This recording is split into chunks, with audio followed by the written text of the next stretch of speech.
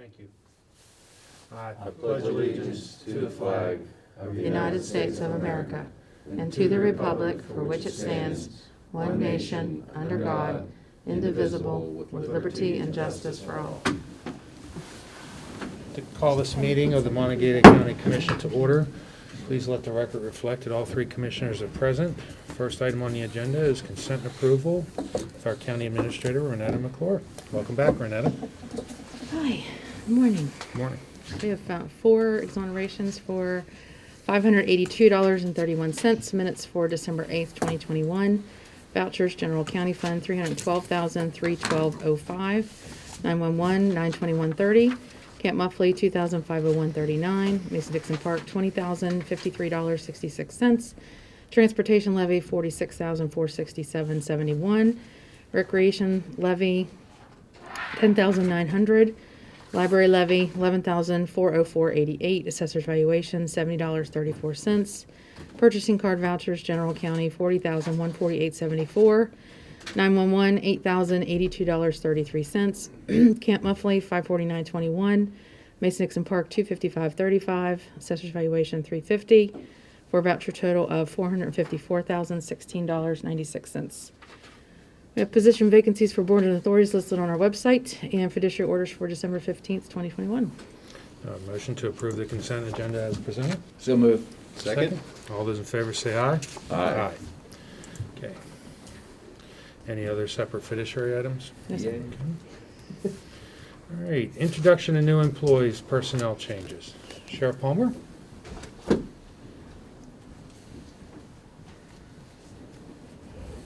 morning. Morning. Morning. Thank you, sir.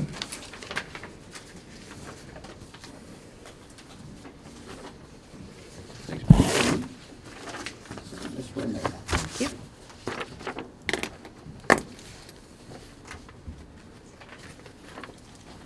We have today 2 new employees. To my right is John Wells. John's going to be a part-time bailiff, which will be effective January 1st. Salary $13.50 an hour. Right here is Aiden Luke, who will be a full-time process transport effective January 1st with a starting salary of $2,682.20 per month. Move for approval? Second. You guys, I don't know whether you know John or not. John is a longtime health department employee. Oh, now, So- now it looked familiar once I saw, yes. He was the program director for, what do you call the program where you?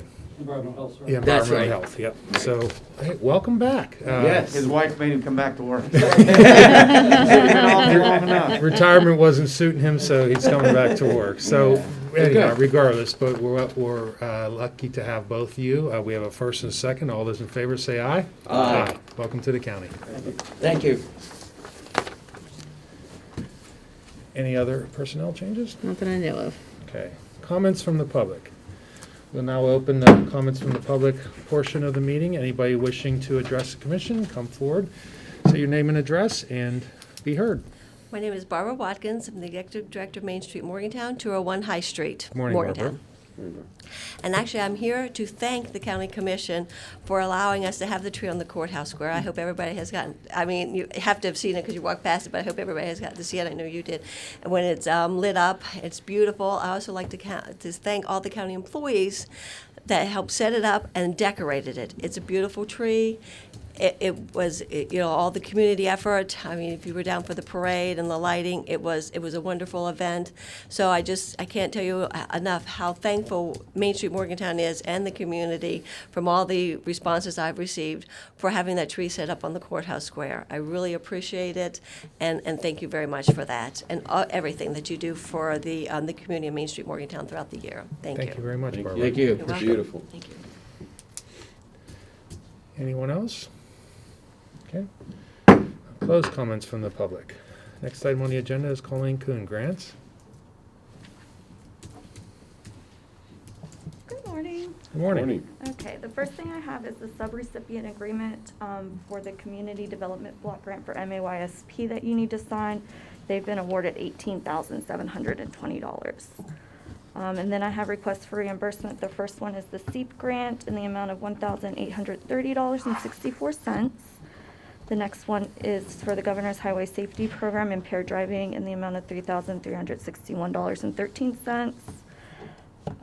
Safe Communities in the amount of $1,119.90, and distracted driving in the amount of $121.52. Okay, do I have a motion to approve? So moved. Second. Second. All those in favor say aye. Aye. All right, thank you. Correspondence.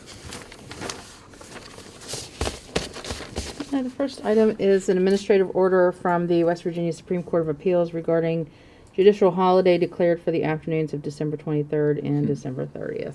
This just coincides with the governor's order last week. Receipt noted. We have a letter of thanks from the West Virginia Botanic Garden for the $5,000 contribution from the commission. Okay. Then we have two letters from the Division of Highways. Both they are addressed to the chairman of the MMPO, Commissioner Bloom. This is the first one is regarding the letter from November the 23rd regarding the removal of the Northern Outer Loop project from the MMPO's TIP for fiscal years 2022 through 2026. And they're going to be setting up a meeting with the MMPO Executive Director, Bill Austin. The second one is also obviously from the Division of Highways, from the letter dated November 22nd regarding the Van Voorst widening project. I think you all have had time to see that letter. And is there any action item regarding that? No action item. I think what it was is I met with Bill Austin. It was sent to the MMPO committee, and it just states that after review, the state believes that they are going the correct process. And I do want to clarify that needs to be stated. They are saying now that the bank building is not in the right of way, Yeah, which seems to. a little surprising because for over 2 years we've been talking about that property and how And it they sits, admitted it. sits on the right of way. Yeah. Information provided by the Department of Highways. And that was the big concern, is they were going the other side of the street when they had property on that side, and those were their words. Right. Now all of a sudden, Shazam! Oh, it's not on. It's our not property. on there anymore. It's not on our property. So, I guess the saga continues. We'll hear more about it. Okay. But there's nothing, yeah. But I am excited about the other letter, which is set up a meeting about the northern bypass and to have some discussions about the $100 million how else we could possibly allocate that. So that's the positive. That's all I have for correspondence, Thank you. unless you all have anything. Commissioner Bloom, you have any other correspondence? No. Commissioner Arnett? No, Okay. thank you. Unfinished business, there's none. New business. Consideration to declare intent to approve Monongalia County's notice of precinct changes. I'll take a motion in a second, and then we'll go ahead and have our staff come up and, Yeah. So moved Second. you have a second? to allow Okay. discussion too. Okay, you guys, oh, there you are, Carrie, I didn't even know you were here. Good morning, John. Good morning. We have been working, as you know, on completing the steps to the redistricting process. The changes before you today are the precinct changes. You've completed and ordered the magisterial district boundary changes on December the 3rd. This step is changing the precincts, voting precincts for the voters who vote on election day based on the House of Delegate boundary lines and the State Senate boundary lines as ordered by the West Virginia legislature. And those changes are numerous. There's approximately 11,000 voters who will be affected having their precinct number and boundary change. All voters in Monongalia County are having a change to the numbering of their House of Delegate and State Senate district, congressional district, based upon the work that the legislature did. So this step today is the commission would be issuing their notice of these proposed precinct changes to the public. We will place a legal ad in the newspaper. We have an interactive map that has been provided to us by West Virginia GIS, who is spearheading for the state of West Virginia the mapping side of the precinct and all boundary changes for the entire state of West Virginia. And that map link will be on the webpage at MonongaliaCountyClerk.com and also linked on Monongalia County Commission's webpage for the voters to enter their address, residence address in, and it will tell them what new precinct they are in and the boundary line that they are in. In addition, they can contact the county clerk's office, and our office staff will be more than happy to help them. But today's notice will open a 30-day comment period for the public to look at these and to review them. And then on January the 19th, at your regularly scheduled meeting, these precinct changes will be before you for you to issue your order to make them effective for the 2022 elections. Now, after the order, all the voters who are changed or affected by these precinct changes will be notified before the next election. So our work will begin after January the 19th, after you've issued your order, that we can change all of the information inside the statewide voter system, working with the Secretary of State's office, and all the voters will be receiving a notice sometime before the next election. Okay. And I think the voters need to understand that this is a very, very complicated process. I give you and your staff credit for everything you've done to get us to this point. You have worked to try to minimize changes as much as possible, but a lot of changes were pushed by the actions of the legislature. So it'll be a learning process for some to know where they're, as you indicated, about 10% of our population will have a different precinct location or number or both.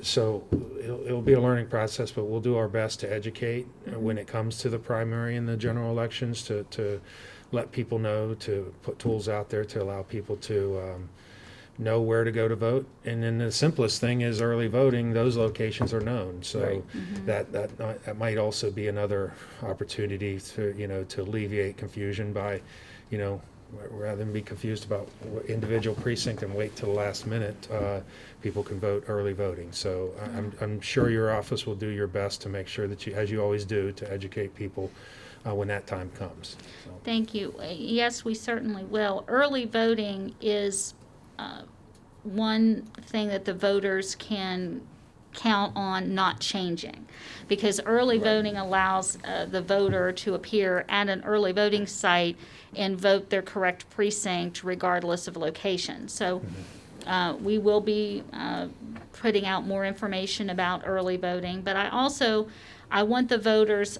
not to be afraid that this is going to be some monumentous change to them. We will try to make this process as easy as possible.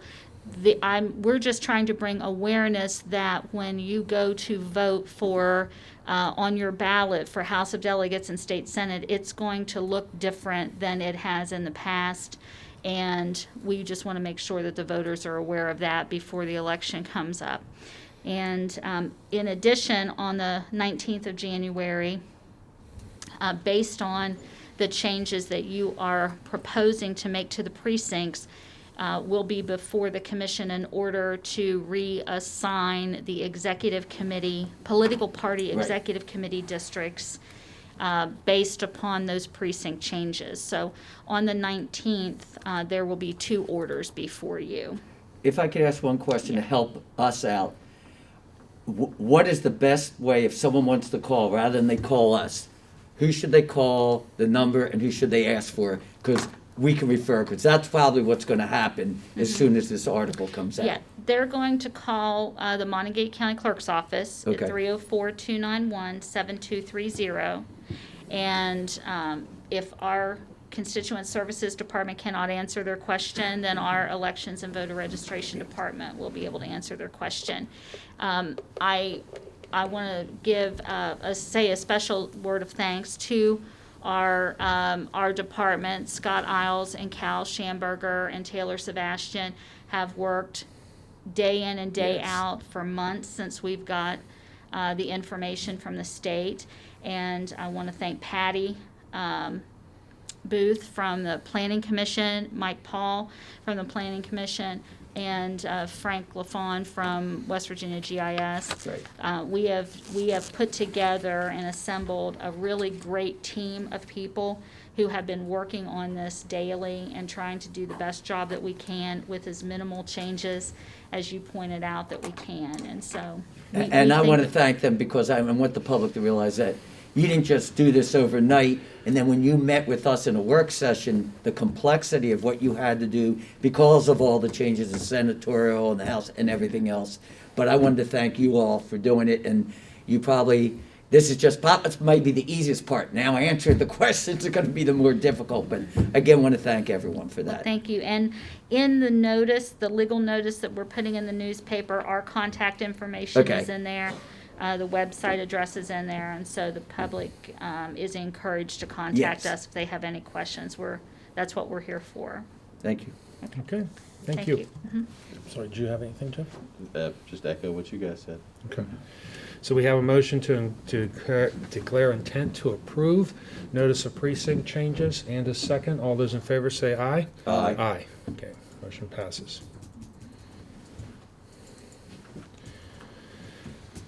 To consider for adoption a bond authorizing resolution in order which would authorize the issuance by the county commission of its not more than $21,500,000 aggregate principal amount of tax increment revenue bonds, Series 2021B, Harmony Grove Phase 1 Infrastructure Project, also known as the Series 2021B bonds, for the purpose of financing costs of the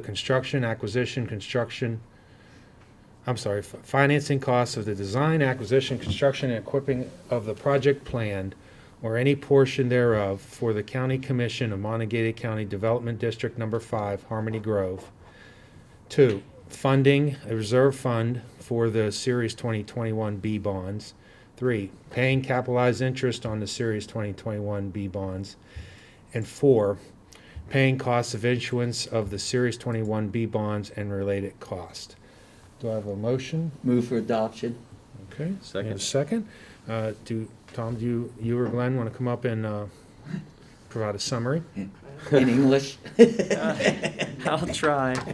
You can take off your mask while. Oh, thank you. That does make things easier. This is I guess, partly a culmination of a lot of work of the commission and en route and others that have preceded this, starting with the expansion of issuance of bonds to continue the expansion of Morgantown Industrial Park that you guys completed earlier this year, creating a new property TIF district at Harmony Grove, planning with Department of Transportation relating to a new interchange at Harmony Grove. You all did meet a couple of weeks ago and approved a term sheet for the bonds that laid out all the terms. The developer en route will be the purchaser. The terms are still consistent with that. The only little change we had was relating to tests for additional bonds. That's requiring the consent of the developer and the underlying bank that's providing financing for this to issue additional bonds. So that's the only change from the term sheet.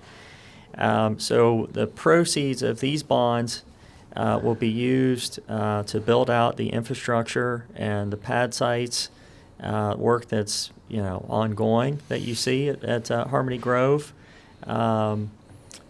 water, sewer, electrical, stormwater, the roads, site work. This is providing the financing for that. The interchange is not a part of this financing. You'll recall that we do have a memorandum of understanding with DOT, and that part of the financing would be subordinate bonds that will be placed with DOT at a later date. The studies for that project are ongoing and need to be completed before that is consummated. So the order itself approves the issuance of tax increment revenue bonds in the amount of $21,500,000, again, to be placed with en route. The developer authorizing the execution and delivery of all the main financing documents that will include what you're used to seeing, a trust indenture with the West Banco as bond trustee, development agreement between the county and en route that provides for how en route will access the bond proceeds and the use of those monies, a bond purchase agreement with en route. And then you'll recall Morgantown Utility Board is a very significant component of this with the water and sewer expansion. And so we have an ARPA grant agreement between the county and MUB providing for that on the sewer side, and a mainline extension agreement on the sewer side also with MUB, also authorized by this order. There will be separate agreements on the water side that the county will not be a party to once those that project has been bid and have bid results and they're ready to give to sign a construction contract. At that time, en route will sign agreements relating to that portion of the project. We'll be signing documents here later this morning, and then the actual funding of the first draw. This will be a drawdown bond, so not all of it is being funded at closing, only as funds are needed to pay costs. So that saves on the interest carry on the bonds. And closing next Wednesday, the 22nd, and the funding of basically the cost of issuance and the capitalized interest that will pay interest on the bonds until the facilities are built and come online that generate the tax increment revenues to repay the bonds. So that capitalized interest is built into the financing to pay interest until the facilities are built. Reserve fund will be funded on the back end once we complete the draw period, which is another nice feature because we won't have to pay interest carry on that. And then, of course, the project fund is being done in two tranches. Tranche number 1 will be available at closing to draw on to pay project costs, and then tranche number 2 will only be available once DOT has given notice to proceed to build the interchange, and certain other things happen at that time. So that's the basic structure of it and what's approved by the bond order. I don't know if Glenn, if you, the developer of en route, Glenn Adrian, if Glenn, if you wanted to add anything, or if you, okay. So if you all have any questions, I'm happy to try to answer those. No, I do not. I'm good. No. No. Okay. Thank you for your work. Okay. Thank you. Okay. So we have a motion to approve the bond authorizing resolution in order as presented, and a second. All those in favor say aye. Aye. Okay, motion passes. Thank you, Tom. Consideration of appointment to the Mountain Line Transit Authority. Wes Nugent had been serving, fill an unexpired term, and that term has ended, and so he would like to be reappointed. We've advertised this, and we have no other applications. Okay. Move West Nugent. Second? First and a second. All those in favor say aye. Aye. Okay. We appreciate his service. Yes. Yes. He does a nice job. To consider cancellation of the regular scheduled meeting of the Monongalia County Commission to be held on December 29th, 2021. Do I have a motion? So move. Second? Second. Any discussion? Renetta, we put this on the agenda. You weren't here last week, but I assume you don't have any objection, No, sir. or our staff don't have any objection. It's one less day to have to deal with us. So, and most of our business, obviously, we're still available for voucher review. We'll have a commissioner available for voucher review so that the bills can still be paid. And I would think a corollary to this motion is to allow that commissioner the ability to sign off on the vouchers so that they can be processed. I'll amend the motion to allow that. Okay, and you agree to that? Okay. Absolutely. First and second, all those in favor say aye. Aye. Okay, thank you. Any other new business? Nothing else? Okay. Reports from elected officials and/or department supervisors. Okay, seeing none. Reports from county commissioners. Tom? Yeah, just a couple. We had our Mountaineer food giveaway at the old mall on Saturday. The good news is we did 396 families and gave them food. Unfortunately, the bad news is we gave away food to 396 families. That was 30 more families and food that we had. We went to the pantry and got food to give to them. I talked with the Mountaineer Food Bank, and it seems that this isn't just a Monongalia situation. Marion County, they ran out over 100 people they had to turn away. This number is increasing, so I'm not sure if it's because whether the subsidies are now wearing off from the government and all the money's out, and or Mylan, the severance package is now over with.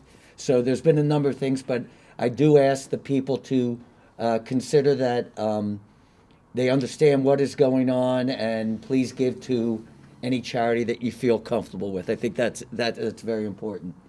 Speaking of that, I attended yesterday the Special Committee on Addressing Unsheltered Homeless by the city, and I want it very clear that I support the city's position.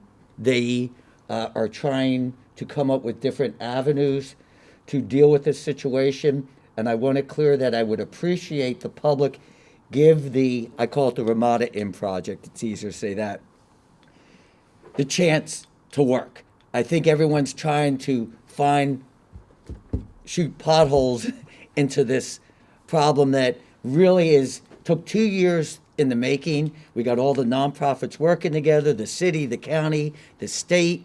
We're all developing a plan, a wraparound program, and I really think it is very important that we continue to do this. And I will state this publicly, that was stated very well by Danielle Trumbull, that the city and county are not social service agencies.